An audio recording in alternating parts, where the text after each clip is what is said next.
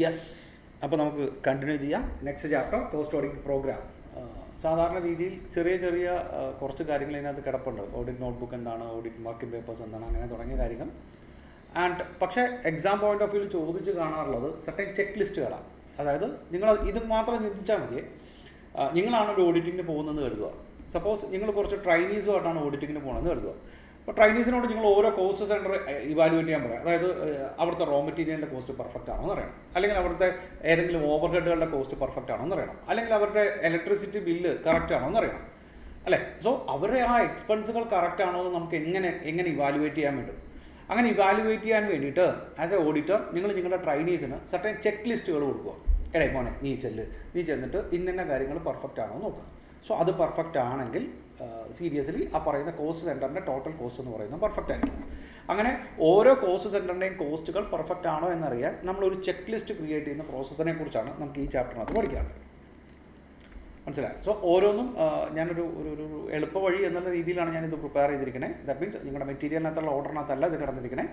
നമുക്ക് നോക്കാം. ആദ്യത്തേത് പ്രൊഡക്റ്റ് ബേസ്. ദാറ്റ് മീൻസ് ഇവിടെ ഇമ്പോർട്ടൻസ് കൊടുത്തിരിക്കുന്ന എലമെന്റ് എന്ന് പറയുന്നത് നമ്മുടെ യൂണിറ്റ്സ് ആണ്, ക്വാണ്ടിറ്റിയാണ്. മനസ്സിലായി? നമ്മുടെ പ്രൊഡക്ഷൻ്റെ ക്വാണ്ടിറ്റി പെർഫെക്റ്റ് ആണോ എന്ന് അറിയണം. പ്രൊഡക്ഷൻ്റെ ക്വാണ്ടിറ്റിയാണ്, ഓക്കെ, സെയിൽസിൻ്റെ ക്വാണ്ടിറ്റി അല്ല. നമ്മൾ ഈ വർഷം പ്രൊഡ്യൂസ് ചെയ്തിരിക്കുന്ന പ്രൊഡക്ഷൻ്റെ ക്വാണ്ടിറ്റി പെർഫെക്റ്റ് ആണോ എന്ന് നമുക്കറിയണം. ക്ലിയർ? അതിനുവേണ്ടി ആദ്യം ചെക്ക് ചെയ്യാൻ പറഞ്ഞിരിക്കുന്നത് ഇൻവെന്ററി ബാലൻസ് പെർഫെക്റ്റ് ആണോ എന്ന് അറിയാം. ദാറ്റ് മീൻസ് പ്രൊഡക്ഷൻ കണ്ടുപിടിക്കാനുള്ള ഫോർമുല നമുക്കറിയാലോ. ഈ വർഷത്തെ total sales plus closing stock. Opening stock ഉണ്ടെങ്കിൽ ഇതിന്റെ കൂട്ടത്തിൽ ഓപ്പണിംഗ് സ്റ്റോക്കും കൂടെ നമുക്ക് മൈനസ് ചെയ്യാം. മൈനസ് ചെയ്യുമ്പോൾ നമുക്ക് എന്ത് കിട്ടണം? പ്രൊഡക്ഷൻ്റെ യൂണിറ്റ്സ് കിട്ടണം. ആ യൂണിറ്റ്സ് പെർഫെക്റ്റ് ആണോ എന്ന് നമുക്ക് നോക്കാം, അല്ലേ? അങ്ങനെയാണെങ്കിൽ ക്വാണ്ടിറ്റി പെർഫെക്റ്റ് ആയിരിക്കും. കറക്റ്റ്. രണ്ടാമത്തെ എന്താ? കഴിഞ്ഞ വർഷത്തെ ക്ലോസിംഗ് സ്റ്റോക്ക് തന്നെയാണോ ഈ വർഷത്തെ ഓപ്പണിംഗ് സ്റ്റോക്ക് ആയിട്ട് എഴുതിയിരിക്കുന്നത് എന്ന് നമുക്ക് ഇവാലുവേറ്റ് ചെയ്യാം. അങ്ങനെയാണെങ്കിൽ ആ പറയുന്ന ക്വാണ്ടിറ്റിയും മനസ്സിലാവും. ഞാൻ പറയുന്ന കാര്യം മാത്രമേ നിങ്ങൾ കോൺസെൻട്രേറ്റ് ചെയ്യാവൂ. ഈ വർഷത്തെ പ്രൊഡക്ഷൻ്റെ ക്വാണ്ടിറ്റി പെർഫെക്റ്റ് ആണോ എന്ന് നമ്മൾ ഇവാലുവേറ്റ് ചെയ്യുന്നു. ബസ്. മൂന്നാമത്തെ നോക്കി capacity utilization for the previous 5 years. ഓരോ പ്രൊഡക്റ്റിൻ്റെയും കഴിഞ്ഞ 5 വർഷത്തെ കപ്പാസിറ്റി യൂട്ടിലൈസേഷൻ. അതായത് 1000 യൂണിറ്റ്സ് പ്രൊഡ്യൂസ് ചെയ്യാനുള്ള കപ്പാസിറ്റി നമുക്കുണ്ടായിരുന്നു. പക്ഷേ കഴിഞ്ഞ 5 വർഷങ്ങളായിട്ട് നമുക്ക് ഒരു 800 യൂണിറ്റ് കപ്പാസിറ്റി നമ്മൾ പ്രൊഡ്യൂസ് ചെയ്തിട്ടുണ്ടെങ്കിൽ അതിനൊരു നോർമലായിട്ട് നിങ്ങൾ ട്രീറ്റ് ചെയ്താൽ മതി. അതിനേക്കാൾ താഴെ പോവുകയാണെങ്കിൽ മാത്രം മാനേജ്മെൻ്റ് അടുത്ത് എന്തുകൊണ്ടാണ് അണ്ടർ യൂട്ടിലൈസേഷൻ അല്ലെങ്കിൽ എന്തുകൊണ്ടാണ് അബ്നോർമൽ ആയിട്ടുള്ള അണ്ടർ യൂട്ടിലൈസേഷൻ ഉണ്ടായത് എന്ന് ഇവാലുവേറ്റ് ചെയ്യണം. അതിൻ്റെ റീസൺ ചോദിക്കണം, അതിൻ്റെ സ്റ്റെപ്സ്, ഓക്കെ, എന്തൊക്കെ കാര്യങ്ങൾ ചെയ്താൽ അത് ഈ പറയുന്ന അണ്ടർ അബ്നോർമൽ യൂട്ടിലൈസേഷൻ എന്ന് പറയുന്ന സാധനം നമുക്ക് കുറയ്ക്കാം എന്നുള്ള കാര്യങ്ങൾ നോക്കണം. ക്ലിയർ?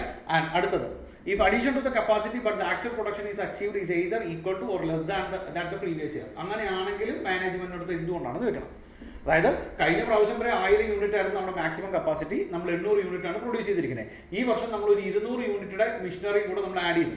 അതായത് ഈ വർഷത്തെ നമ്മുടെ total capacity utilization total maximum capacity എന്ന് പറയുന്നത് 1200 യൂണിറ്റ്സാണ്. ബട്ട് ആക്ച്വൽ പ്രൊഡക്ഷൻ എന്ന് പറയുന്നത് ഇപ്പോഴും 800 കിടക്കുക. അങ്ങനെയാണെങ്കിൽ പിന്നെ എന്തുകൊണ്ടാണ് നമ്മൾ ഈ യൂട്ടിലൈസേഷൻ കൂട്ടിയത്, എന്തിനു വേണ്ടിയിട്ടാണ് നമ്മൾ അതിൻ്റെ കോസ്റ്റ് കൂട്ടിയത് എന്നുള്ള കാര്യങ്ങൾ, അതിൻ്റെ റീസൺ എന്താണ്, അതിനകത്ത് എന്തൊക്കെ സ്റ്റെപ്സ് ആണ് അത് ഇല്ലാതാക്കാൻ വേണ്ടി നമ്മൾ എടുക്കണേ എന്നുള്ള കാര്യങ്ങൾ മാനേജ്മെൻറ്റുമായിട്ട് നിങ്ങൾ സംസാരിക്കുക.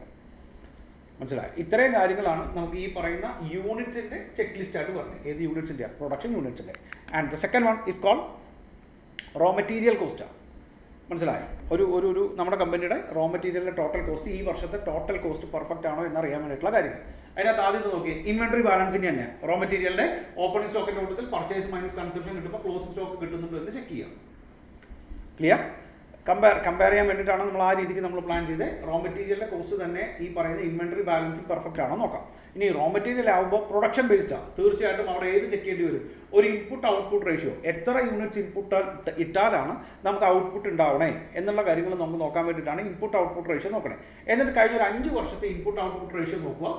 3 to 5 years 5 വർഷത്തെ ഇൻപുട്ട് ഔട്ട്പുട്ട് റേഷ്യോ നോക്കുക. അതിനെ നമുക്കൊരു ബെഞ്ച് മാർക്ക് അല്ലെങ്കിൽ അതിൻ്റെ ആവറേജിന് ഒരു ബെഞ്ച് മാർക്കായിട്ട് നമുക്ക് ഒരു സ്റ്റാൻഡേർഡായിട്ട് നമുക്ക് ട്രീറ്റ് ചെയ്യാം. ഈ വർഷം അത്രയെങ്കിലും നിങ്ങൾക്ക് ഇൻപുട്ട് ഔട്ട്പുട്ട് റേഷ്യോസ് ഉണ്ടോ എന്ന് ചെക്ക് ചെയ്യാം. അങ്ങനെ ഇല്ലെങ്കിൽ എന്തുകൊണ്ടാണ് ഇത് ഇല്ലാത്തത് എന്ന് മാനേജ്മെൻറ്റുമായിട്ട് നിങ്ങൾ സംസാരിക്കണം. Clear? And third one, if the research and development has been carried out, check out how much raw material consumption has reduced. അതായത് റോ മെറ്റീരിയലിൻ്റെ കോസ്റ്റ് കുറയ്ക്കാൻ വേണ്ടിയിട്ട് നമ്മുടെ ലെഡ്ജർ അക്കൗണ്ടിനകത്ത് ഒരു റിസർച്ച് ആൻഡ് ഡെവലപ്മെന്റ് കോസ്റ്റ് എന്ന് പറഞ്ഞ് കിടക്കേണ്ടത് എഴുതുക. ഓക്കെ, അങ്ങനെ research and development R&D expense ഉണ്ടായിരിക്കുന്നത് റോ മെറ്റീരിയൽ കോസ്റ്റ് കുറയ്ക്കാൻ വേണ്ടിയിട്ടാണെങ്കിൽ അത് കുറച്ചിട്ടുണ്ടോ എന്ന് ചെക്ക് ചെയ്യുക. മനസ്സിലായി? ഓക്കെ, ഇല്ലെങ്കിൽ പിന്നെ വെറുതെ എന്തിനും അങ്ങനെ ഒരു എക്സ്പെൻസ് ഉണ്ടായിരിക്കണേ? നമ്മുടെ ലക്ഷ്യം എന്താ? നമ്മൾ ഇൻവെസ്റ്റിഗേറ്റ് ചെയ്യാൻ പോവുക. സോ നമ്മൾ ഓരോ കോസ്റ്റ് എലമെൻറ്റുകളെയും നമ്മൾ ഇൻഡിവിജ്വലി ഇവാലുവേറ്റ് ചെയ്യാനുള്ള പ്രോസസ്സാണ് ചെയ്തുകൊണ്ടിരിക്കുന്നത്. അടുത്ത നോക്കി, നിങ്ങൾക്ക് വേണമെങ്കിൽ ഏത് രീതിയിൽ വേണമെങ്കിലും റോ മെറ്റീരിയലിനെ നിങ്ങളുടെ ഗോഡൌണിൽ നിന്ന് നിങ്ങളുടെ ഫാക്ടറിയിലോട്ട് കൊണ്ടുവരാം. നിങ്ങൾ പഠിച്ചിട്ടുണ്ടാവും ഇന്റർമീഡിയറ്റിനകത്ത്, ഇറ്റ്സ് കോൾഡ് നമ്മുടെ ഈ ഫ്ലോ അസംഷൻസ് എന്നൊക്കെ പറയും. അത് നിങ്ങൾക്ക് വേണമെങ്കിൽ FIFO യൂസ് ചെയ്തിട്ടോ വെയ്റ്റഡ് ആവറേജ് കോസ്റ്റ് യൂസ് ചെയ്തിട്ടോ വെയ്റ്റഡ് ആവറേജ് മെത്തേഡ് യൂസ് ചെയ്തിട്ടോ നിങ്ങൾക്ക് ഗോഡൌണിൽ നിന്ന് റോ മെറ്റീരിയലിന്റെ ഫാക്ടറിയിലോട്ട് എത്താം. അതിനകത്ത് കുഴപ്പമൊന്നുമില്ല. പക്ഷെ അവിടെ നിങ്ങൾ ശ്രദ്ധിക്കേണ്ടത് അത് നിങ്ങൾ എങ്ങനെ യൂസ് ചെയ്തിട്ടുണ്ടോ, കൺസിസ്റ്റന്റ്ലി. ദാറ്റ് മീൻസ് ആ method throughout the year നിങ്ങൾ കൺസിസ്റ്റന്റ് ആയിട്ട് തന്നെ യൂസ് ചെയ്തിരിക്കണമെന്ന് ചെക്ക് ചെയ്യണം. അടുത്തത് raw material produced in house. That means self generated raw materials ആണെങ്കിൽ അതിന് നിങ്ങളൊരു സെപ്പറേറ്റ് കോസ്റ്റ് സെന്റർ ആയിട്ട് തന്നെ ട്രീറ്റ് ചെയ്യണം. മനസ്സിലായി? ഇനി അടുത്തത് നോക്കി, rented storage tank at port. പോർട്ടിനകത്ത് ഏതെങ്കിലും രീതിയിലുള്ള സ്റ്റോറേജ് ടാങ്ക് നിങ്ങൾ വെച്ചിട്ടുണ്ടെങ്കിൽ അതിന്റെ എലമെന്റിനെയും നിങ്ങൾ മെറ്റീരിയൽ കോസ്റ്റ് ആയിട്ട് ട്രീറ്റ് ചെയ്യണം. അടുത്തത് research and development and many innovations for utilizing alternative cheaper material without compromising the quality output. അതായത് R&D എക്സ്പെൻഡിച്ചർ ഉണ്ടായിരിക്കുന്നത് പുതിയ ഇന്നോവേഷൻസിന് വേണ്ടിയിട്ടായിരിക്കണം. മനസ്സിലായോ? അതുകൊണ്ട് നമുക്ക് എന്ത് കുറയ്ക്കാൻ പറ്റണം? റോ മെറ്റീരിയലിന്റെ ക്വാളിറ്റി കുറയ്ക്കാതെ റോ മെറ്റീരിയലിന്റെ പ്രൈസ് കോസ്റ്റ് നമുക്ക് കുറയ്ക്കാൻ പറ്റണം. അടുത്തത് ഡിമറേജ്, ഏതെങ്കിലും തരത്തിലുള്ള ഡിമറേജ് ചാർജസോ ഡിറ്റൻഷൻ ചാർജസോ ഓർ എനി കൈൻഡ്സ് ഓഫ് പെനാൽറ്റിയോ റോ മെറ്റീരിയൽ കോസ്റ്റിനകത്ത് ഇല്ല എന്ന് ഉറപ്പുവരുത്തണം. ഗുഡ്സ് ഇൻ ട്രാൻസിറ്റ്, ക്ലോസിംഗിൽ ഗുഡ്സ് ഇൻ ട്രാൻസിറ്റ് ഉണ്ടായിട്ടുണ്ടെങ്കിൽ അതിനെ അക്കൗണ്ട് ചെയ്യണം. എന്തായിട്ടും നമ്മൾ ഈ പറയുന്ന പോലെ സ്റ്റോക്ക് ആയിട്ട് അക്കൗണ്ട് ചെയ്യണം. Clear? And opening balance is correct after adjustment of the result of physical stock verification. Physical stock വെരിഫിക്കേഷന് ശേഷം ഓപ്പണിംഗ് ബാലൻസ് എന്ന് പറയുന്നത് കറക്റ്റ് ആണോ എന്ന് ചെക്ക് ചെയ്യണം. അതേപോലെ തന്നെ ക്ലോസിംഗ് ബാലൻസ് എന്ന് പറയുന്നത് സ്റ്റോക്ക് വെരിഫിക്കേഷന് ശേഷം പെർഫെക്റ്റ് ആണോ എന്ന് നോക്കണം. ക്ലിയർ ആയി? പറയുന്ന മനസ്സിലാവുണ്ടല്ലോ. നമ്മൾ ഓരോ കോസ്റ്റ് എലമെന്റിനെയും ഇൻഡിവിജ്വലി ഇവാലുവേറ്റ് ചെയ്യാൻ പോവാം. അത് പെർഫെക്റ്റ് ആണോ, ഈ വർഷം അത് കറക്റ്റ് ആയിട്ടാണോ എൻ്റർ ചെയ്തിരിക്കണേ എന്നൊക്കെ നോക്കാൻ വേണ്ടിയിട്ട്. ഓക്കെ, അതിനേക്കാൾ ഉപരി ഇപ്പോൾ നമ്മൾ നോക്കുന്നത് ഡീറ്റെയിൽ ആയിട്ടുള്ള ക്ലാസ്സുകളോ കാര്യങ്ങളൊന്നുമല്ല. 7 മാർക്കിന് ചോദിച്ചാൽ നിങ്ങൾക്ക് എന്തൊക്കെ എഴുതാൻ വേണ്ടി വരും, ഇത്രയും കാര്യങ്ങൾ 7 മാർക്കിന് വേണ്ടി ചോദിച്ചാൽ നിങ്ങൾ എഴുതേണ്ടി വരും. മനസ്സിലായോ? അല്ലെങ്കിൽ നിങ്ങൾക്ക് ഏകദേശം ഒരു ഐഡിയ മനസ്സിലായല്ലോ നമ്മൾ എന്തൊക്കെയാണെന്ന് നോക്കാൻ പോകുന്നത്. നമ്മുടെ ഈ വർഷത്തെ നമ്മുടെ കോസ്റ്റ് എലമെൻ്റ് ആയിട്ടുള്ള റോ മെറ്റീരിയലിൻ്റെ കോസ്റ്റ് പെർഫെക്റ്റ് ആണോ എന്നറിയാൻ നമ്മൾ എന്തൊക്കെ കാര്യങ്ങളാണ് എവിടെ ചെക്ക് ചെയ്യണേ, നമ്മുടെ ഫാക്ടറിക്കകത്ത് ചെക്ക് ചെയ്യണേ എന്നറിയേണ്ട കാര്യങ്ങളാണ് നോക്കണേ. Okay, next one. അതിനായിട്ട് കമ്പയർ ചെയ്തുകൊണ്ട് പഠിക്കാൻ വേണ്ടിയിട്ടാണ് പാക്കിംഗ് റോ മെറ്റീരിയൽ കോസ്റ്റിനെ നമ്മൾ അതിൻ്റെ കൂട്ടത്തിൽ ആഡ് ചെയ്തത്. പാക്കിംഗ് റോ മെറ്റീരിയൽ കോസ്റ്റ് ഏതിൻ്റെ? റോ മെറ്റീരിയലിലെ പാക്കിങ്ങിനെ കൂടെ നമുക്ക് ഒരുമിച്ച് പഠിക്കാം. അവിടെ നോക്കി, അവിടെ നമ്മൾ ആദ്യം ചെക്ക് ചെയ്യേണ്ടത് ഇൻവെന്ററി ബാലൻസ് കറക്റ്റ് ആണോ നോക്കണം. FIFO വെയ്റ്റഡ് ആവറേജ് കോസ്റ്റ് നമുക്ക് യൂസ് ചെയ്യാം. അതിനെ സെപ്പറേറ്റ് കോസ്റ്റ് സെന്റർ ആയിട്ട് ട്രീറ്റ് ചെയ്യണം. ഈ സെൽഫ് ജനറേറ്റഡ് ആണെങ്കിൽ അതിനെ നമുക്ക് എന്തായിട്ട് ട്രീറ്റ് ചെയ്യാം? നമ്മുടെ ഒരു സെപ്പറേറ്റ് കോസ്റ്റ് സെന്റർ ആയിട്ട് ട്രീറ്റ് ചെയ്യാം. എവിടെ ചെയ്ത പോലെ തന്നെ അവിടെ റോ മെറ്റീരിയൽ ആണെങ്കിൽ ഇവിടെ എന്തായി, അത് പാക്കിംഗ് റോ മെറ്റീരിയൽ ആയിരുന്നു മാത്രം. ഇനി പറയാൻ പോകുന്ന കാര്യങ്ങൾ ഇത് പാക്കിംഗ് ഓവർ ഹെഡ്സാ. അപ്പോൾ അതിന് അതിൻ്റെതായിട്ടുള്ള രീതിയിൽ നോക്കി, receipt correctly valued after freight and other insurance charges. മനസ്സിലായോ? അതായത് അങ്ങനെയാണല്ലോ ഈ റോ മെറ്റീരിയൽ കൊണ്ടുവരുമ്പം നമ്മൾ റെഡി ടു യൂസ് ആവുന്ന വരെയുള്ള എല്ലാ എക്സ്പെൻസിനെയും നമ്മൾ മെറ്റീരിയൽ കോസ്റ്റ് ആയിട്ട് ട്രീറ്റ് ചെയ്യുക. അതേപോലെ തന്നെയാണ് പാക്കിങ്ങിൻ്റെ അങ്ങനെ എടുത്തിട്ടുണ്ടോ നോക്കണം. Expenses control chart in trial balance. ആ term important, expenses control chart. അവിടെ ഇത്രേ പറയുന്നുള്ളൂ. നിങ്ങൾ ചുമ്മാ ഒന്ന് ആലോചിച്ചോക്കെ, ഒരു റോ മെറ്റീരിയലും ഉണ്ട്, ഒരു ഓവർ ഹെഡും കൊണ്ട് ഒന്നിൽ കൂടുതൽ പ്രൊഡക്റ്റാണ് നിങ്ങൾ പ്രൊഡ്യൂസ് ചെയ്യുന്നതെങ്കിൽ ആ റോ മെറ്റീരിയൽ കോസ്റ്റിനെ അതാത് പ്രൊഡക്റ്റിലോട്ട് ചാർജ് ചെയ്യണ്ടേ? വേണ്ടേ? ഇപ്പോൾ പാക്കിംഗ് മെറ്റീരിയൽ കോസ്റ്റിനായിട്ട് ഒരു 5000 രൂപയാണ് നിങ്ങൾക്ക് ചിലവായിരിക്കണേ. ഈ 5000 കൊണ്ട് നിങ്ങൾ ABC എന്ന് പറയുന്ന 3 പ്രൊഡക്റ്റാണ് പ്രൊഡ്യൂസ് ചെയ്തിരിക്കുന്നത്. എക്കകത്ത് നിങ്ങൾ ഒരു 2000 രൂപയും ബിക്കകത്ത് നിങ്ങൾ 2000 രൂപയും ഈ സിക്കകത്ത് നിങ്ങൾ ഒരു 1000 രൂപയാണ് ചാർജ് ചെയ്തിരിക്കുന്നത്. അത് ഇതിനാണ് നമ്മൾ എക്സ്പെൻസ് കൺട്രോൾ ചാർട്ട് എന്ന് പറയുന്നത്. ഈ ഓവർ ഹെഡിന്റെ എലമെന്റ് നിങ്ങൾ കൃത്യമായിട്ടാണ് ഇതിലോട്ട് ചാർജ് ചെയ്യണമെന്ന് എഴുതാൻ നിങ്ങൾക്ക് എന്ത് ചെയ്യണം? ഈ പറയുന്ന എക്സ്പെൻസസ് കൺട്രോൾ ചാർട്ട് നോക്കണം. എന്നിട്ട് ഈ പറയുന്ന എമൗണ്ട് ഏതിലെ എമൗണ്ട്, ട്രയൽ ബാലൻസിലെ എമൗണ്ട് ആയിട്ട് ഈക്വൽ ആണെന്ന് നോക്കണം. സോ ഇവിടെ നോക്കി, ട്രയൽ ബാലൻസിനകത്ത് 5000 കിടക്കണേ, ബട്ട് A, B, C വേണ്ടിയിട്ടാണ് യൂസ് ചെയ്തത്. ഇത് 3 കൂടെ കൂട്ടിയപ്പോൾ നിങ്ങൾക്ക് 5000 കിട്ടിയെങ്കിൽ എക്സ്പെൻസസ് കൺട്രോൾ ചാർട്ട് കറക്റ്റാണ്. ഇനി ഓവർ ഹെഡ്സിനകത്ത് നമ്മൾ എക്സ്പെൻസസ് കൺട്രോൾ ചാർട്ട് എന്ന് മാത്രമേ പറയുള്ളൂ. ഈ പറയുന്ന ടേം നിങ്ങൾക്ക് ക്ലിയർ ആയെന്ന് വിചാരിക്കുന്നു. ആൻഡ് ഈ പറയുന്ന ഹാൻഡ്ലിംഗ് കോസ്റ്റോ വേസ്റ്റേജോ കുറയ്ക്കാൻ വേണ്ടി നിങ്ങൾ എന്താണ് ചെയ്തിരിക്കുന്നത് നോക്കാം. ഈ മെറ്റീരിയൽ കോസ്റ്റിന്റെ പ്രീവിയസ് 5 ഇയറിന്റെ ട്രെൻഡ് നമുക്ക് എടുക്കാം. അതേപോലെ തന്നെ ഇതിന്റെ കൺസപ്ഷന്റെ ട്രെൻഡും കൂടെ നമുക്ക് നോക്കാം. And finished goods is sold both in loose form and packed form. That means ഈ പറയുന്ന വിത്തൗട്ട് പാക്കിങ്ങും വിത്ത് പാക്കിങ്ങും അങ്ങനെയാണ് നിങ്ങൾ ഈ ഫിനിഷ്ഡ് ഗുഡ്സ് സെയിൽ ചെയ്യണമെന്ന് കരുതുക. അങ്ങനെയാണെങ്കിൽ ഇവിടെ പറയുന്നത് വിത്തൗട്ട് പാക്കിംഗ് ഇല്ലേ? ഓക്കെ, വിത്തൗട്ട് പാക്കിങ്ങിൻ്റെ കൂടുതൽ പ്രോഫിറ്റോ സെയിൽ പ്രൈസോ ഏതുണ്ടായിരിക്കണം? വിത്ത് പാക്കിങ്ങിന് ഉണ്ടായിരിക്കണം. കാരണം എന്താ? അവിടെ അഡീഷണലി ഒരു ഓവർ ഹെഡും കൂടെ കയറി വരിക. സോ ഇത്രയും കാര്യങ്ങൾ ചെക്ക് ചെയ്താൽ നിങ്ങളുടെ പാക്കിംഗ് മെറ്റീരിയൽ കോസ്റ്റ് പെർഫെക്റ്റ് ആണോ ഇല്ലയോ എന്ന് നിങ്ങൾക്ക് ഇവാലുവേറ്റ് ചെയ്യാൻ പറ്റും. മനസ്സിലായോ? അടുത്തത് 4 കാര്യങ്ങളെക്കുറിച്ച് നമ്മൾ ഒരുമിച്ച് പഠിക്കാൻ പോണേ. 4 യൂട്ടിലിറ്റീസ്. ഓക്കെ, ആ 4 യൂട്ടിലിറ്റീസിനകത്തും എഴുതാൻ പറ്റുന്ന പോയിന്റ്സുകളാണ് ഞാൻ എഴുതി വെച്ചിരിക്കുന്നത്. ഈ പറയുന്ന 4 ഇലക്ട്രിസിറ്റി ആണെങ്കിലും ശരി, സ്റ്റീം ആണെങ്കിലും ശരി, മറ്റേ ഡീസൽ ജനറേറ്റഡ് സെറ്റ് ആണെങ്കിലും ശരി, ഓർ ഡീമിനറലൈസ്ഡ് വാട്ടർ, അങ്ങനെ 4 യൂട്ടിലിറ്റീസിനെ കുറിച്ചാണ് ചോദിച്ചിരിക്കുന്നത്. ആ 4 യൂട്ടിലിറ്റിയൊക്കെയാണ് ചോദിക്കാൻ കൂടുതൽ സാധ്യത കേട്ടോ. സോ ആ 4 യൂട്ടിലിറ്റീസിനെ ഏതിനെക്കുറിച്ച് ചോദിച്ചാലും നമുക്ക് എഴുതാൻ പറ്റുന്ന കാര്യങ്ങളാണ് ഈ പറയുന്ന കോമൺ പാർട്ടായിട്ട് കൊടുത്തിരിക്കുന്നത്. ഈ 2 മാത്രം ഇലക്ട്രിസിറ്റിയാണ്. മനസ്സിലായോ? അത് എന്തുകൊണ്ടാണെന്ന് കൂടെ ഞാൻ പറഞ്ഞുതരാം. അപ്പോൾ നിങ്ങൾക്ക് അതിൻ്റെ ഐഡിയ മനസ്സിലാവും. Okay, any increase in consumption without corresponding increase in output requires explanation from the management as it is matter of concern. യൂട്ടിലിറ്റിയുടെ കോസ്റ്റ് കൂടി, പക്ഷേ എന്ത് കൂടിയിട്ടില്ല, പ്രൊഡക്ഷൻ കൂടിയിട്ടില്ലെങ്കിൽ അത് എന്തുകൊണ്ടാണ് എന്ന് ചോദിക്കണം. And check the electricity cost. ഞാൻ ഇവിടെ ഇലക്ട്രിസിറ്റി മാത്രമേ എഴുതിയിട്ടുള്ളൂ. നിങ്ങൾക്ക് ഇവിടെ സ്റ്റീമോ മറ്റേ വാട്ടറോ എന്താണെന്ന് വെച്ചാൽ അത് ചെയ്യാം. 5 വർഷത്തെ പ്രീവിയസ് 5 ഇയറിൽ നോക്കണം. ഈ പറയുന്ന മീറ്റേഴ്സ് എല്ലാം പ്രോപ്പറായിട്ട് ഇൻസ്റ്റാൾ ചെയ്തിട്ടുണ്ടോ എന്ന് ചെക്ക് ചെയ്യണം. ആ ഇൻസ്റ്റാൾ ചെയ്തിരിക്കുന്ന മീറ്റർ എല്ലാം പ്രോപ്പറായിട്ട് കാലിബ്രേറ്റ് ചെയ്തിട്ടുണ്ടോ എന്ന് ചെക്ക് ചെയ്യണം. മന്ത്ലി റിപ്പോർട്ട് ഉണ്ടെങ്കിൽ അത് അനലൈസ് ചെയ്യണം. ക്ലിയർ? ഈ പറയുന്ന 1, 2, 3, 4, 5 ഈ 5 പോയിന്റ്സും എല്ലാം 4 ഏതിനകത്തും എഴുതാം, യൂട്ടിലിറ്റിക്കകത്തും എഴുതാം. ഇനി പറയുന്ന 2 എണ്ണം നിങ്ങൾ ഇലക്ട്രിസിറ്റിക്കകത്ത് മാത്രമേ എഴുതാവൂ. A company have more than 1 source of electricity, therefore check and verify the effective different sources of electricity on overall cost of electricity. ഒന്നിൽ കൂടുതലുണ്ടെങ്കിൽ അതിൻ്റെ എഫക്റ്റീവ് എത്രയാണെന്ന് ചെക്ക് ചെയ്യാം. And check the optimum electricity is procured from the cheaper source. മനസ്സിലായി? അതിനകത്ത് ഏറ്റവും ചീപ്പറായിട്ടുള്ള, ഒന്നിൽ കൂടുതൽ സോഴ്സ് ഉണ്ടെങ്കിൽ ഏറ്റവും ചീപ്പറായിട്ടുള്ള സോഴ്സ് ഏതാണോ അത് മാത്രം, അതിനാണോ നിങ്ങൾ ഇമ്പോർട്ടൻസ് കൊടുത്തിരിക്കുന്നത് എന്നെല്ലാം കൂടെ വാല്യുവേറ്റ് ചെയ്യണം. ഓക്കെ, ഈ പറഞ്ഞ ഇതിന് മാത്രം ഞാൻ സെപ്പറേറ്റ് ചെയ്തിട്ട് ഏതിനാ അടുത്ത 3-നും കൂടെ ഞാൻ ഒരു സ്ലൈഡ് ഇട്ടിരിക്കണേ. മനസ്സിലായി? അതായത് ഇതിൻ്റെ അർത്ഥം ഈ പറയുന്ന DJ സെറ്റ് ആണെങ്കിലോ അല്ലെങ്കിൽ സ്റ്റീം കോസ്റ്റ് ആണെങ്കിലോ അല്ലെങ്കിൽ വാട്ടർ കോസ്റ്റ് ആണെങ്കിലോ ഈ 1, 2, 3, 4 ഈ പറയുന്ന 4 പോയിന്റ് മാത്രമല്ല നമുക്ക് വേണ്ടത്. ഈ പറയുന്ന കോമൺ പോയിന്റ്സ് കൂടെ എഴുതാം. അത് ഈ 4 പോയിന്റ് പറഞ്ഞിട്ട് ഞാൻ അത് എന്തിനാണെന്ന് പറയാം. Ensure that the employee cost is properly booked and it pertains to only those employees. അതായത് ഈ പറയുന്ന ഡീസൽ ജനറേറ്റർ സെറ്റിനകത്തോ അല്ലെങ്കിൽ ഇതിനകത്തോ വേണ്ടിയിട്ടുള്ള എംപ്ലോയി കോസ്റ്റ് കറക്റ്റ് ആയിട്ടാണോ അതിലോട്ട് ചാർജ് ചെയ്തിരിക്കണേ, ആ എംപ്ലോയി കോസ്റ്റിനെ ആ യൂട്ടിലിറ്റിയിലോട്ട് ചാർജ് ചെയ്തിട്ടുണ്ടോ എന്ന് നോക്കണം. രണ്ടാമത് നോക്കി കൺസ്യൂമേഴ്സും സ്റ്റോഴ്സും ഇതേപോലെ തന്നെ പ്രോപ്പർ ആയിട്ടുള്ള അതിലോട്ടാണോ ചാർജ് ചെയ്തിരിക്കുന്നത്, അത് ആ പറയുന്ന യൂട്ടിലിറ്റിയുടെ കോസ്റ്റ് ആയിട്ട് തന്നെയാണോ വരണേ എന്നറിയണം. മൂന്നാമത്തെ ഈ correctness of depreciation insurance proper ആയിട്ടാണോ ചെക്ക് ചെയ്തിരിക്കുന്നത് നോക്കാം. ആൻഡ് 4-മത്തെ MIS റിപ്പോർട്ട് നോക്കണം. മനസ്സിലായി? ഇത് എന്തിനാ ഈ പറയുന്ന സാധനം? ഈ പറയുന്ന 3 വേണ്ടിയിട്ടാണെങ്കിൽ നോക്കി, അവിടെ ഇലക്ട്രിസിറ്റി എന്ന് പറയുന്ന സാധനം പോസ്റ്റൊക്കെ വഴി നമ്മുടെ ഫാക്ടറിയിലോട്ട് വരണം. പോസ്റ്റൊക്കെ വഴി നമ്മുടെ ഫാക്ടറിയിലോട്ട് വരണം. ഇവിടെ നമുക്ക് വേറൊരു അസറ്റിന്റെ ആവശ്യമില്ല. ക്ലിയർ? പക്ഷെ ഇവിടെ നോക്കി, ഇവിടെ DG സെറ്റ് ആണെങ്കിലും ശരി, സ്റ്റീം കോസ്റ്റ് ആണെങ്കിലും ശരി, അല്ലെങ്കിൽ ഡീമിനറലൈസ്ഡ് വാട്ടർ കോസ്റ്റ് ആണെങ്കിലും ശരി, നമുക്ക് ഇതിന് വേണ്ടി സെപ്പറേറ്റ് ആയിട്ട് മിഷൻസോ അസറ്റോ വേണ്ടി വരും. ക്ലിയർ? സോ ഈ അസറ്റ് ത്രൂ ആണ് ഏതിലോട്ട് പോണേ? നമ്മുടെ ഫാക്ടറിയിലോട്ട് പോണേ. അങ്ങനെയാണെങ്കിൽ ഈ അസറ്റിന്റെ കോസ്റ്റുകളും കൂടെ ഈ പറയുന്ന യൂട്ടിലിറ്റിയുടെ കോസ്റ്റ് ആയിട്ടല്ലേ വരും. ക്ലിയർ? അതായത് ഇവിടെ എംപ്ലോയീസിനെ നിർത്തിയിട്ടുണ്ട്.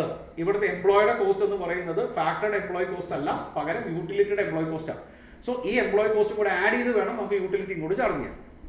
മനസ്സിലായി? ഇവിടെ റിപ്പേഴ്സ് മെയിൻ്റെനൻസ് ഉണ്ടായിട്ടുണ്ട്, ഇവിടെ ഡിപ്രീസിയേഷൻ ഉണ്ടായിട്ടുണ്ട്, അല്ലെങ്കിൽ ഇവിടെ ഇൻഷുറൻസ് ഉണ്ടായിട്ടുണ്ട്. ഇതെല്ലാം ഈ പറയുന്ന യൂട്ടിലിറ്റി ഉണ്ടാക്കാൻ വേണ്ടിയിട്ടുള്ള അസറ്റിന് വേണ്ടിയിട്ടുള്ള. സോ ആ പറയുന്ന യൂട്ടിലിറ്റിയിലോട്ട് ഇത് കറക്റ്റായിട്ട് ചാർജ് ചെയ്തിട്ടുണ്ടോ, ഈ എമൗണ്ട് എല്ലാം കൂടെ ചേർന്നിട്ടാണോ നമ്മൾ യൂട്ടിലിറ്റിയിലോട്ട് പോയിരിക്കണേ എന്നുള്ള കാര്യങ്ങളൊന്ന് നോക്കണം. ക്ലിയർ? നോർമലി 4 യൂട്ടിലിറ്റീസിൽ ഏതെങ്കിലും ഒന്നാണ് ചോദിച്ച് കാണാറുള്ളത്. ഒന്ന് ഇമ്പോർട്ടൻസ് കൊടുത്തൊന്ന് വായിക്കണേ. മെറ്റീരിയൽ വായിക്കണം. ഇത് ഞാൻ പറഞ്ഞല്ലോ, ഒരു അവസാന റൗണ്ട് ഓടിച്ച് നോക്കാൻ വേണ്ടി മാത്രമുള്ള കാര്യങ്ങളാണ് നമ്മൾ പറയണേ. അടുത്തത് 2 ഓവർഹെഡ്സുകളെ കൂടെ നമുക്ക് ഒരുമിച്ച് പഠിക്കാം. ഓക്കെ, നമുക്ക് 2 ഓവർഹെഡ്സുകളെ കുറിച്ച് അവിടെ പഠിക്കാനുള്ള അഡ്മിനിസ്ട്രേറ്റീവ് ഓവർഹെഡ്സും സെല്ലിംഗ് ആൻഡ് ഡിസ്ട്രിബ്യൂട്ടഡ് ഓവർഹെഡ്സും. ഈ പറയുന്ന പോലെ ഇയർ വൈസ് പ്രോഡക്റ്റ് വൈസ് എന്ത് പെർഫെക്റ്റ് ആണോ എന്ന് ചെക്ക് ചെയ്യണം, അല്ലെങ്കിൽ അതിൻ്റെ ഒരു ട്രെൻഡ് അനലൈസ് ചെയ്യണം. ക്ലിയർ?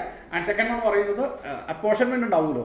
അതായത് ഒരു ഓവർഹെഡിൽ നിന്ന് ഒന്നിൽ കൂടുതൽ പ്രൊഡക്റ്റിലോട്ട് ചാർജ് ചെയ്യേണ്ടി വരുവാണെങ്കിൽ അപ്പോർഷൻമെന്റ് ഉണ്ടാവും. So different kinds of cost drivers നമുക്ക് യൂസ് ചെയ്യാം. ആ പറയുന്ന കോസ്റ്റ് ഡ്രൈവർ അല്ലെങ്കിൽ അപ്പോർഷൻമെന്റോ അലോക്കേഷൻ മെത്തേഡോ കൺസിസ്റ്റന്റ് ആയിട്ട് ഫോളോ ചെയ്യണമെന്ന് മാത്രം. ഏതെങ്കിലും തരത്തിലുള്ള അബ്നോർമൽ ഇൻക്രീസ് ഉണ്ടായിട്ടുണ്ടെങ്കിൽ അത് എന്തുകൊണ്ടാണ് എന്നറിയണം. ക്ലിയർ? പിന്നെ പറഞ്ഞിരിക്കുന്നത് any kinds of substantial increase in administrative expenses compared to any for the previous year. അതായത് ഈ പറയുന്ന പോലെ ഏതെങ്കിലും തരത്തിലുള്ള അബ്നോർമൽ ആയിട്ടുള്ള ഇൻക്രീസ് ഉണ്ടായിട്ടുണ്ടെങ്കിൽ അത് എന്തുകൊണ്ടാണ് എന്ന് മാനേജ്മെന്റ് അതിന്റെ റീസൺ എന്താണെന്ന് ചോദിക്കണം. ഇവിടെ നോക്കി, ഏതെങ്കിലും തരത്തിലുള്ള ഡൊമസ്റ്റിക് ട്രാവലോ ഫോറിൻ ട്രാവൽസോ ആര് ഈ പറയുന്ന എംപ്ലോയീസ് നടത്തിയിട്ടുണ്ടെന്ന് എഴുതുക. അല്ലെങ്കിൽ എനി കൈൻഡ്സ് ഓഫ് നമ്മുടെ ലിറ്റിഗേഷൻ എക്സ്പെൻസ് ഇല്ലേ, അല്ലെങ്കിൽ ഈ പറയുന്ന ഈ കോർട്ട് ഫീ തുടങ്ങിയ കാര്യങ്ങൾ. ഓക്കെ, ആ പറയുന്ന ലീഗൽ എക്സ്പെൻസുകളും ആ 2 ടേംസ് ഒന്ന് ഓർത്ത് വെച്ചാൽ മതിയേ. അഡ്മിനിസ്ട്രേഷനകത്ത് സെല്ലിങ്ങിനകത്തല്ല, ഏതെങ്കിലും തരത്തിലുള്ള ലീഗൽ എക്സ്പെൻസോ ഏതെങ്കിലും തരത്തിലുള്ള ട്രാവലിംഗ് എക്സ്പെൻസോ ഓഫീസിൽ നിന്ന് ചാർജ് ചെയ്തിട്ടുണ്ടെങ്കിൽ അത് പരമാവധി കുറഞ്ഞിട്ടുള്ളതാണ്, അല്ലെങ്കിൽ അതിനകത്ത് ഈ പറയുന്ന പോലെ ഒരു മാനിപ്പുലേഷൻ നടത്തിയിട്ടില്ല എന്ന് നിങ്ങൾ ഒരു ഉറപ്പ് വരുത്തണം. ദാറ്റ് മീൻസ് അതിൻ്റെ എമൗണ്ട് കൂടുതലാണോ കുറവാണോ എന്ന് നിങ്ങളൊന്ന് കമ്പയർ ചെയ്യണം. മനസ്സിലായി? ഇപ്പോൾ ഏതെങ്കിലും തരത്തിലുള്ള ലീഗൽ ചാർജസ് അഡ്മിനിസ്ട്രേഷൻ എക്സ്പെൻസ് ആയതുകൊണ്ട് ലീഗൽ ചാർജസ് ഇങ്ങനെ പൊക്കോണ്ടേ ഇരിക്കുന്നു. നിങ്ങൾ ചുമ്മാ ഒന്ന് ചിന്തിച്ച് നോക്കിയേ, ആവശ്യമുള്ളത്തെ കേസാണ് ഇപ്പോൾ നടന്നുകൊണ്ടിരിക്കണമെങ്കിലോ, അല്ലെങ്കിൽ വക്കീലിന് നമുക്ക് പരിചയമുള്ള വക്കീലിന് നമ്മൾ പറയുന്നതിനേക്കാൾ കൂടുതൽ പേയ്മെൻ്റ് ആണ് കൊടുത്തുകൊണ്ടിരിക്കുന്നെങ്കിലോ. സോ അതൊന്ന് തടയിടണം. അതേപോലെ തന്നെ നിങ്ങൾക്ക് സെയിൽസിനെ എഴുതാം. ഈ പറയുന്ന മാർക്കറ്റിംഗ് സ്റ്റഡി നടത്താൻ വേണ്ടിയിട്ട് സെയിൽസ് മാനേജർ ട്രിപ്പാണ്, പക്ഷേ അതിൻ്റെ ഒരു ഗുണവും ഏതിനകത്ത് വരുന്നില്ല, സെയിൽസിനകത്ത് വരുന്നില്ല എന്ന് കരുതുക. അങ്ങനെയാണെങ്കിൽ അതിനെയും നമുക്ക് എന്തായിട്ട് ട്രീറ്റ് ചെയ്യാം, ഒന്ന് അനലൈസ് ചെയ്യണം, അത് പെർഫെക്റ്റ് ആണോ നോക്കണം. ഇനി നോക്കി, ഇതാണ് professional fees depending upon the circumstances and donations and penalties not charge to product. ഇത് രണ്ടും ഞാൻ അണ്ടർലൈൻ ചെയ്യാത്തത്, ഇത് രണ്ടും ഏതിന് മാത്രം ബാധകമായിട്ടുള്ള, അഡ്മിനിസ്ട്രേഷന് മാത്രം ബാധകമായിട്ടുള്ള. ക്ലിയർ ആയല്ലോ? സോ ബാക്കിയുള്ള 4 1 2 3 4 5 6 ഈ പറയുന്ന 6 പോയിന്റ് സെല്ലിങ്ങോ ഡിസ്ട്രിബ്യൂഷൻ ആണെങ്കിലും എഴുതാം. ബാക്കിയുള്ള 2 പോയിന്റ് നമുക്ക് ഏതിനകത്ത് മാത്രം പറഞ്ഞാൽ, അഡ്മിനിസ്ട്രേഷൻസിനകത്ത് മാത്രം പറഞ്ഞാൽ. ഏതൊക്കെയായിരുന്നു? ഡൊണേഷനോ പെനാൽറ്റിയോ കാര്യങ്ങളോ അഡ്മിനിസ്ട്രേഷൻ ഓവർഹെഡായിട്ട് ചാർജ് ചെയ്തിട്ടില്ല എന്ന് ഉറപ്പ് വരുത്തണം. അതേപോലെ തന്നെ പ്രൊഫഷണൽ എക്സ്പെൻസും കാര്യങ്ങളും ഉണ്ടായിട്ടുണ്ടെങ്കിൽ അത് മിതമായിട്ടുള്ള നിരക്കിലാണ് ഉണ്ടായിരിക്കണമെന്നും കൂടെ ഉറപ്പ് വരുത്തണം. ക്ലിയർ? അടുത്തത് audit of repairs and maintenance cost. ഒരു 4 കൂടി ഉണ്ട്, നമുക്കത് ഒരുമിച്ച് വായിക്കാവുന്നതേ ഉള്ളൂ, എന്നാലും വേണ്ട നോക്കാം. The cost auditor should obtain ERP system. ആ ERP സിസ്റ്റത്തിനകത്ത് എങ്ങനെയാണ് ഈ പറയുന്ന repairs and maintenance cost charge ചെയ്തിരിക്കണമെന്ന് അറിയണം. ഈ പറഞ്ഞ കുറച്ച് the few major items of repairs and maintenance അതെടുത്തിട്ട് അത് അതാത് കോസ്റ്റ് സെൻറ്ററിലോട്ടാണ് വരുത്തിയിരിക്കുന്നത് ഉറപ്പ് വരുത്തണം. കാരണം എന്താ, നമുക്ക് എല്ലാ റിപ്പയേഴ്സ് ആൻഡ് മെയിൻ്റനൻസ് കോസ്റ്റുകളെയും മറ്റേ ഇൻവോയ്സ് ബേസ് ചെക്ക് ചെയ്യാനൊന്നും പറ്റില്ല. സോ നമ്മളിവിടെ ചെക്ക് ചെയ്യാൻ പോകുന്ന പ്രോസസ്സ് ഇത്രേ ഉള്ളൂ. എല്ലാം പെർഫെക്റ്റ് ആണോ എന്ന് അറിയാൻ കുറച്ച് റിപ്പയേഴ്സ് ആൻഡ് മെയിൻ്റനൻസ് കോസ്റ്റുകളെ ഇൻവോയ്സുകളെ എടുക്കുന്നു, അത് അതാത് കോസ്റ്റ് സെൻറ്ററിലോട്ടാണ് കണക്ട് ചെയ്ത് കൊടുത്തിരിക്കണമെന്ന് അറിയുന്നു. And okay, expense control chart നമ്മൾ നേരത്തെ പറഞ്ഞില്ലായിരുന്നു, ഏതാ റിപ്പയേഴ്സ് ആൻഡ് എക്സ്പെൻസോ ഒന്നിൽ കൂടുതൽ ഇതിന് വേണ്ടിയിട്ടാണെങ്കിൽ എക്സ്പെൻസ് കൺട്രോൾ ചാർട്ട് പ്രിപ്പയർ ചെയ്തിട്ട് അതിൻ്റെ ടോട്ടലും ട്രയൽ ബാലൻസും നമ്മൾ പെർഫെക്റ്റ് ആണോ എന്ന് ചെക്ക് ചെയ്യുന്നു. ക്ലിയർ? അടുത്തത് ഇൻഷുറൻസ് കോസ്റ്റ്. ഈ പറയുന്ന പോലെ തന്നെ കോമൺ ആയിട്ട് നമുക്ക് എഴുതാൻ പറ്റുന്ന ERP സിസ്റ്റം ചെക്ക് ചെയ്ത് CMA ഡിപ്പാർട്ട്മെന്റിൽ നിന്ന് ഫിനാൻസ് ഡിപ്പാർട്ട്മെന്റിൽ നിന്ന് അതിൻ്റെ ഇൻഫർമേഷൻ നോക്കാം.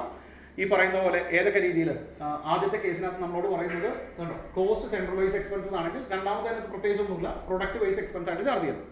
ആ 2 പോയിന്റായിട്ട് എഴുതുന്നുള്ളൂ മക്കളെ, ഇതിനകത്ത് യാതൊരുവിധ മാറ്റമില്ല. ആദ്യത്തേനകത്ത് ഓരോ കോസ്റ്റ് സെൻട്രൽ വൈസ് ഇൻഷുറൻസ് എങ്ങനെയാണ് ചാർജ് ചെയ്തിരിക്കുന്നത് എന്നുണ്ടെങ്കിൽ രണ്ടാമത്തേനകത്ത് ഓരോ പ്രൊഡക്റ്റ് വൈസ് എങ്ങനെയാണ് ഇൻഷുറൻസ് ചാർജ് ചെയ്തിരിക്കുന്നത് എന്നുള്ള കാര്യങ്ങൾ നോക്കണം. ഇനി നോക്കി, ആസ്ക് ഇൻഫർമേഷൻ, അതായത് ഒരു ടേബിൾ ഫോർമാറ്റ് തന്നിട്ടുണ്ട് മെറ്റീരിയൽ, അത് നോക്കണമെന്നില്ല. ഈ പറയുന്നത് പോലെ മെട്രിക് ടൺ എക്സ്പെൻസസ് കൂടുതലാണോ കുറവാണോ, ഈ പറയുന്ന കപ്പാസിറ്റി യൂട്ടിലൈസേഷൻ അനുസരിച്ച് ഈ പറയുന്ന കോസ്റ്റ് കൂടുതലാണോ കുറവാണോ എന്നും കൂടി ഇവാലുവേറ്റ് ചെയ്യണം. മനസ്സിലായി? ഈ 2 കോമൺ പോയിന്റ്സാണ്. അതെല്ലാത്തിനകത്തും ഇനി ഒരു 4 നമുക്ക് ഒരുമിച്ച് വരുന്നുണ്ട്. അതിനകത്ത് എഴുതാൻ പറ്റുന്ന ഡീറ്റെയിൽസാണ്. ERP സിസ്റ്റം ഇവാലുവേറ്റ് ചെയ്തിട്ട് കോസ്റ്റ് സെൻട്രൽ വൈസ് എക്സ്പെൻസും ഈ പറയുന്ന പ്രൊഡക്റ്റ് വൈസ് എക്സ്പെൻസും ഇയർലി വേണം ചെക്ക് ചെയ്യാൻ, അത് പെർഫെക്റ്റ് ആണോ എന്ന് നോക്കണം. ക്ലിയർ? അടുത്തത് സ്റ്റോഴ്സ് ആൻഡ് സ്പെയേഴ്സ്. ഇതേപോലെ തന്നെയാണ്. The cost auditor can pick few major items stores and spares. എന്ത് ചെയ്യുക, അത് കറക്റ്റ് ആണോ കോസ്റ്റ് സെൻറ്ററിലോട്ട് ചാർജ് ചെയ്തിരിക്കണമെന്ന് നോക്കാം. ഈ പറയുന്നത് പോലെ ഏതെടുക്കുക, എക്സ്പെൻസ് കൺട്രോൾ ചാർട്ട് എടുക്കുക, അത് ട്രയൽ ബാലൻസ് ആയിട്ട് കറക്റ്റ് ആണോ എന്ന് നോക്കുക. മനസ്സിലായോ? എല്ലാത്തിനകത്തും എഴുതാൻ പറ്റുന്ന കാര്യങ്ങളേ ഉള്ളൂ. നിങ്ങൾക്ക് ഒരു അഡീഷണൽ എക്സ്പെൻസ് ആണ് അല്ലെങ്കിൽ ഓവർഹെഡ് എക്സ്പെൻസസ് ആണ് എന്ന് തോന്നുകയാണെങ്കിൽ ഈ 2 പോയിന്റ് എഴുതിക്കും, ഒരു കുഴപ്പമില്ല. എന്തൊക്കെയാണ്, എല്ലാ ഐറ്റംസ് ഒന്നും എടുക്കാൻ പറ്റില്ല. സോ കുറച്ച് ഐറ്റംസ് എടുക്കുന്നു, അത് അതാത് കോസ്റ്റ് സെൻറ്ററിലോട്ടാണ് ചാർജ് ചെയ്തിരിക്കുന്നതെന്ന് നോക്കുന്നു.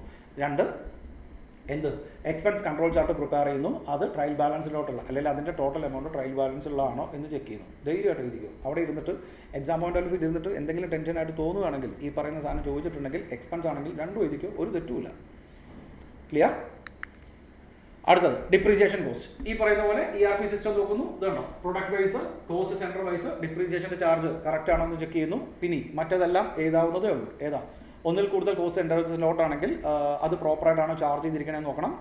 പിന്നെയുള്ളത് ഡിപ്രീസിയേഷൻ്റെ മറ്റേ ചാർജിങ് മെത്തേഡ്, അതിന് കൺസിസ്റ്റൻ്റ് ആയിട്ടാണോ നിങ്ങളത് ചാർജ് ചെയ്തിരിക്കണേ എന്നുള്ള കാര്യങ്ങളൊക്കെ നോക്കണം. നമുക്ക് എഴുതാൻ പറ്റാവുന്നതേ ഉള്ളൂ. ക്ലിയർ?